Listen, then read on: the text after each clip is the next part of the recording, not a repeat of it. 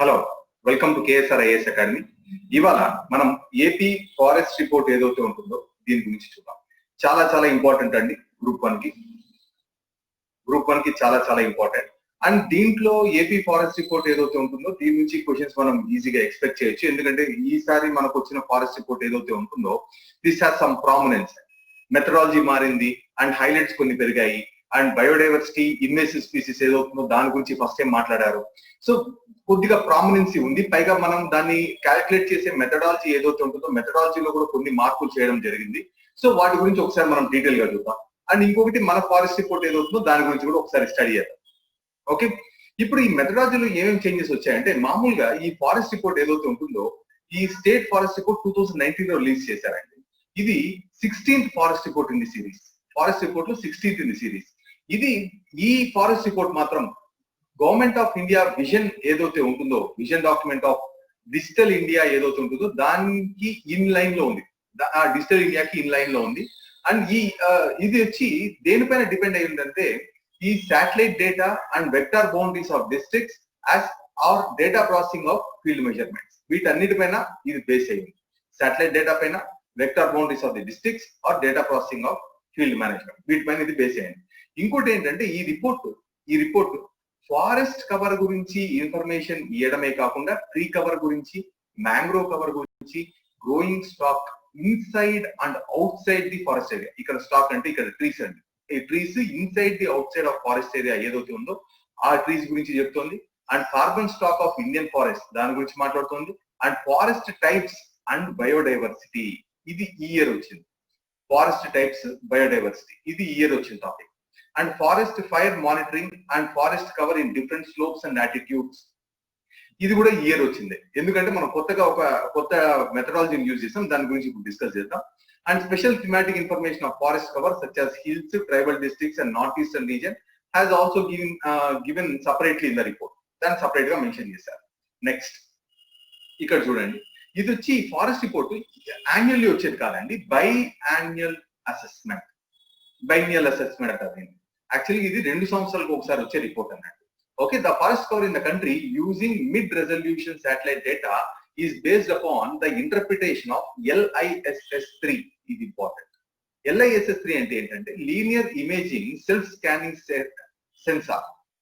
Linear imaging self scanning sensor 3 from Indian resource sat 2 satellite.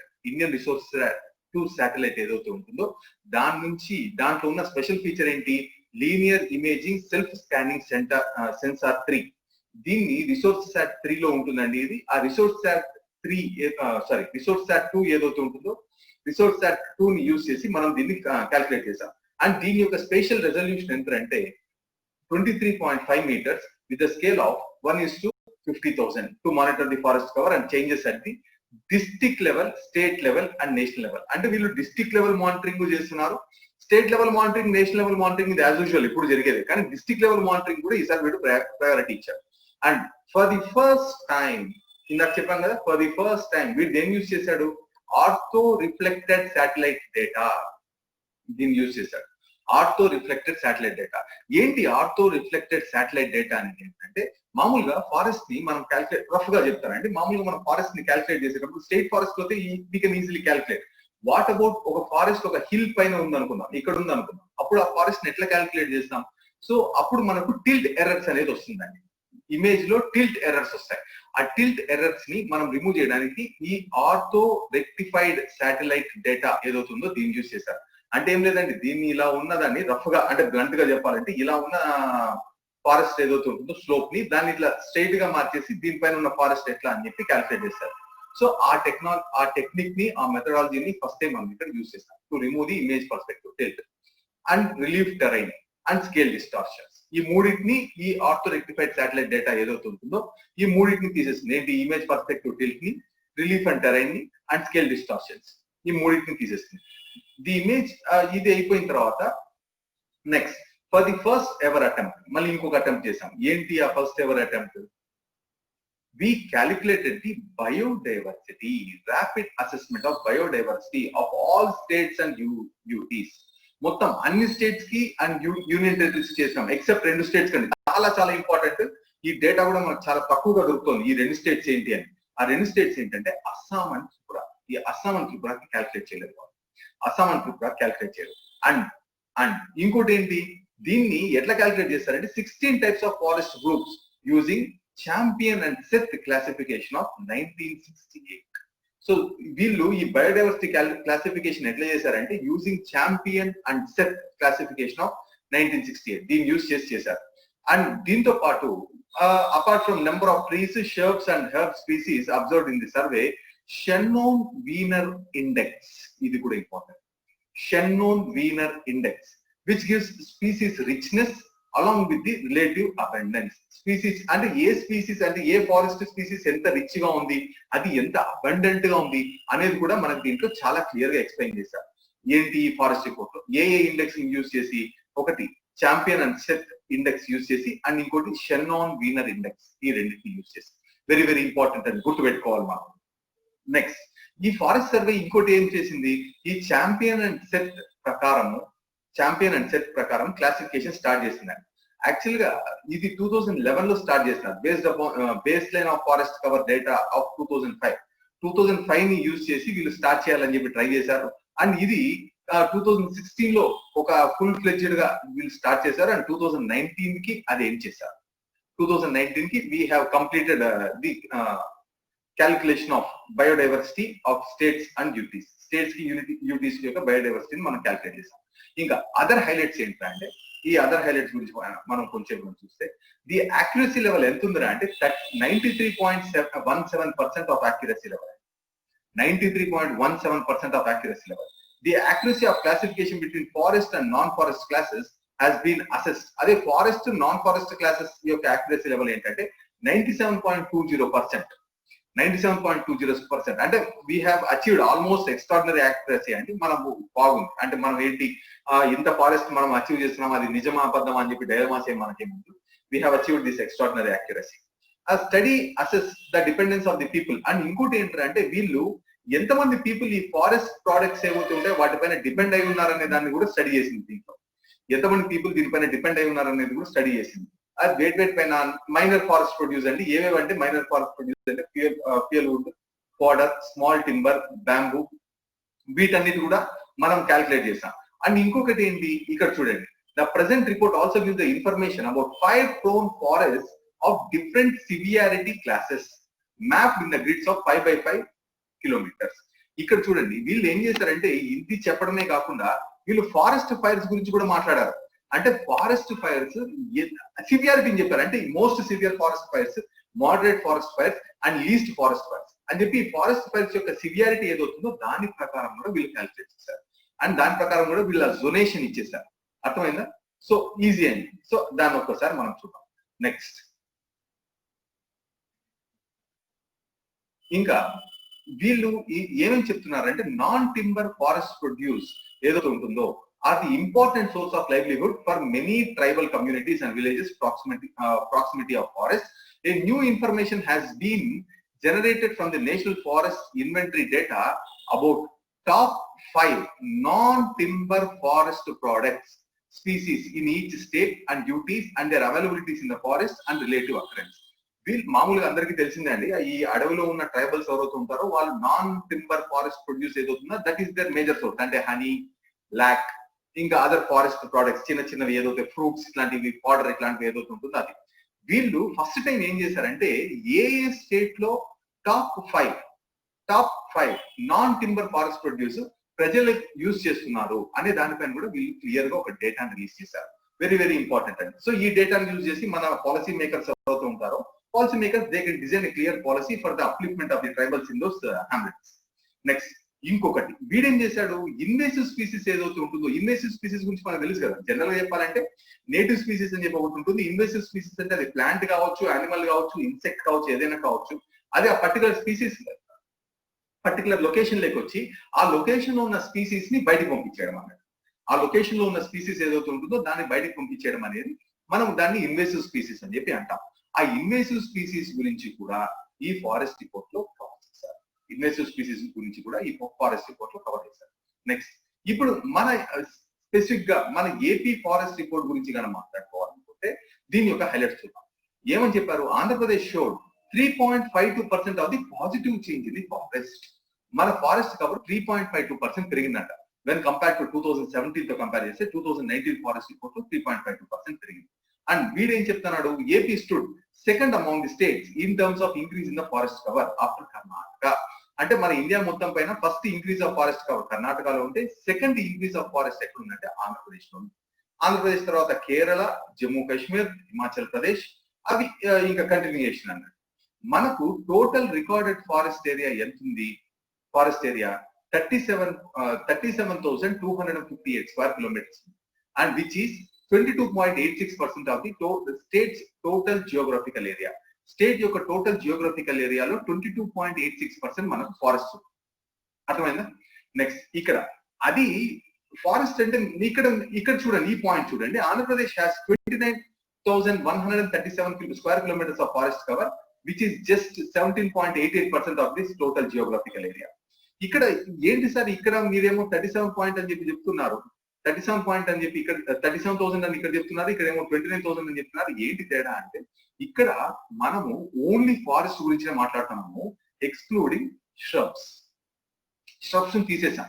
ఇక్కడ including shrubs అన్నట్టు, including shrubs, ఇక్కడ excluding shrubs అన్నట్టు. So అట్లా అది మనకి ఏం చేసామంటే 29,137 ఉంది అండ్ స్టబ్ ఫారెస్ట్ వచ్చి మనకి ఇంత ఉంది. సో రెండు యాడ్ చేసుకున్నారంటే మీరు ఇక్కడికి వచ్చి కంక్లూడ్ చేసుకుంటారు.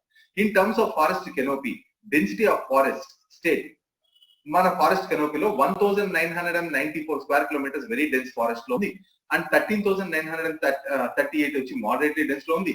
13,204 స్క్వేర్ కిలోమీటర్స్ వచ్చి మన ఓపెన్ ఫారెస్ట్ లో ఉంది. And forest cover has state increased by 990 square kilometres as compared to the 2017 report.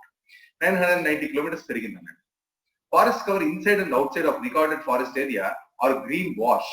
Green wash అంటే ఏంటంటే ఏ చెట్లకు పోతే మనం ఆ గ్రీనరీ పోతుందో దాన్ని గ్రీన్ వాష్ అంటారండి. ఆ డెఫినేషన్స్ మీరు ఒకసారి క్రాస్ వెరిఫై చేసుకోవచ్చు, ప్రాబ్లం లేదు. And the extent of the recorded forest area is 37,258 square kilometres which is 22.86% of the total geographical area. మామూలుగా మన ఫారెస్ట్ పాలసీ ప్రకారం మనకు 33% ఉండాలండి. జనరల్ గా ఇది ఇక్కడ 33% ఉండాలి, కానీ మనకు 22.86% ఉంది, అది తక్కువ. Next the reserved protected and unclassified forest are 87.5. ఆ రిజర్వ్ ఫారెస్ట్ ఎంత ఉంది, ప్రొటెక్టెడ్ ఫారెస్ట్ ఎంత ఉంది, అన్క్లాసిఫైడ్ ఫారెస్ట్ ఎంత ఉంది అని చెప్పి పర్సెంటేజెస్ ఇచ్చారు ఆ టోటల్ ఫారెస్ట్ కవర్. దాన్ని ఒకసారి చూడండి. మన ఇన్ఫాక్ట్ మన ఫారెస్ట్ పాలసీ ప్రకారం 33% ఆఫ్ ది ఫారెస్ట్ కవర్ ఉండాలి, ఏ స్టేట్ లో అయినా సరే. ఇండియా కూడా 33% ఉండాలి. A look at the district-wise forest cover reveals that East Godavari has shown the highest positive change in the forest.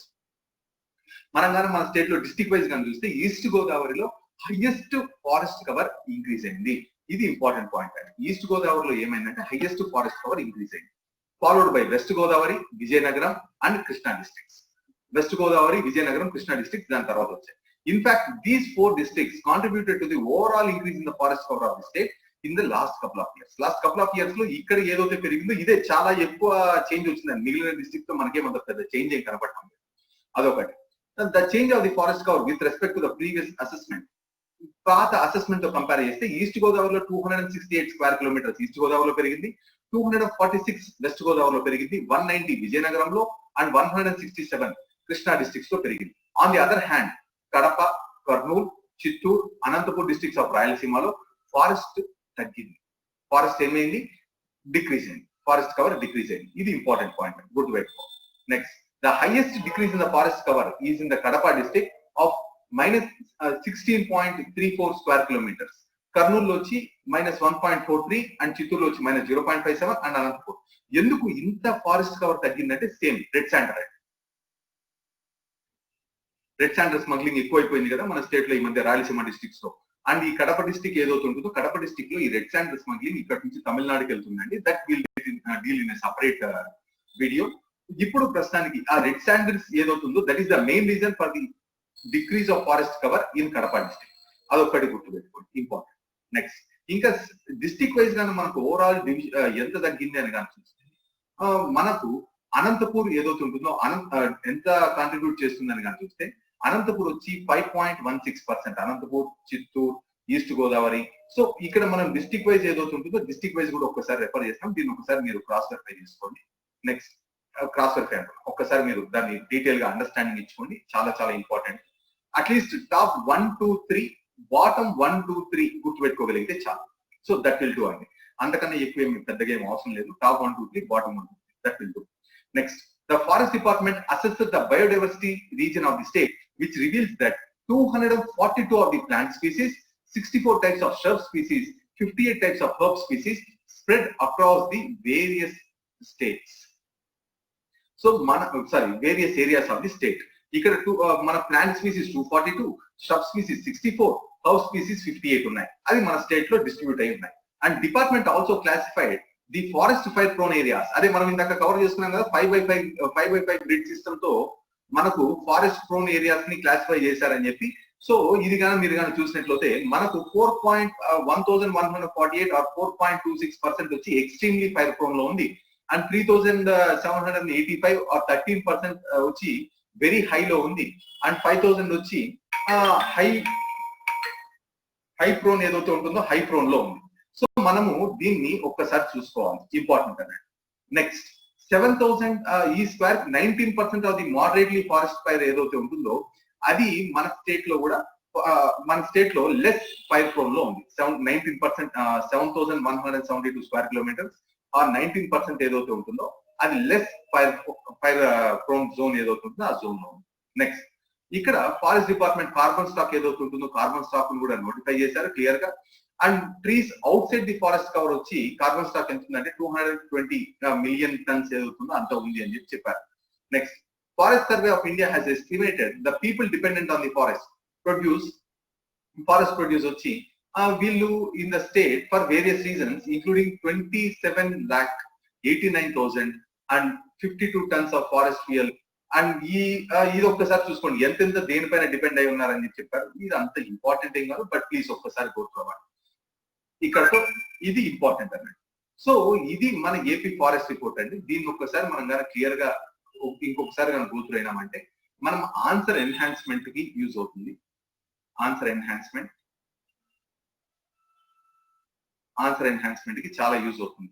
And we can expect question అండి. At least మనం environment లో expect చేయొచ్చు, లేదు మనము ఎకానమీలో కూడా ఎక్స్పెక్ట్ చేసే ఛాన్సెస్ తక్కువ, కానీ ఎన్వైరన్మెంట్ లో వీ కెన్ ఎక్స్పెక్ట్ ఛాన్స్ అండి. ఎందుకంటే ఇంతవరకు బయాన్యువల్ సర్వే అండ్ ఫార్చునేట్ గా మనకు గ్రూప్ 1 కూడా కోయిన్సైడ్ అయింది కాబట్టి అట్లీస్ట్ వీళ్ళు ఈ మెథడాలజీ ప్రకారం అన్న ఎక్స్పెక్ట్ చేస్తారు.